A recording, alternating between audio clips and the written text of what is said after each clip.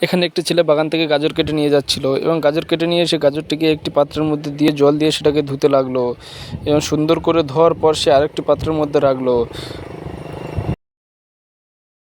মধ্যে রাখার পর সেটাকে কুচি কুচি কুচি কুচি করে কাটলো, কেটে সে আরেকটা পাত্রের মধ্যে রাখলো। রাখার পর সে সেটাকে খেলিয়ে দিল রোদ্দুরে শুকোবার জন্য এবং রোদ্দুরে শুকিয়ে যাওয়ার পর সে সেটাকে অন্য একটা পাত্রের মধ্যে তুলে নিল।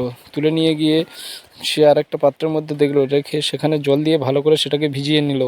ভিজিয়ে নেওয়ার পর সে তার মধ্যে রসুনের পেস্ট, লঙ্কা কুচি ও লবণ দিয়ে ভালো করে সেটাকে মাখালো এবং মাখিয়ে ভালো করে নিয়ে তারপরে সেটাকে একটি কাঁচের জারের বয়ামের মধ্যে রাখার জন্য নিয়ে নিল এবং সুন্দর করে সে কাঁচের জারের বয়ামের মধ্যে রাখলো।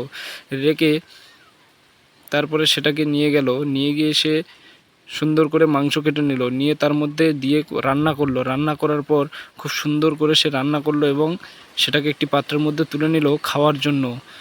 তো বন্ধুরা, আমার চ্যানেলে যে নতুন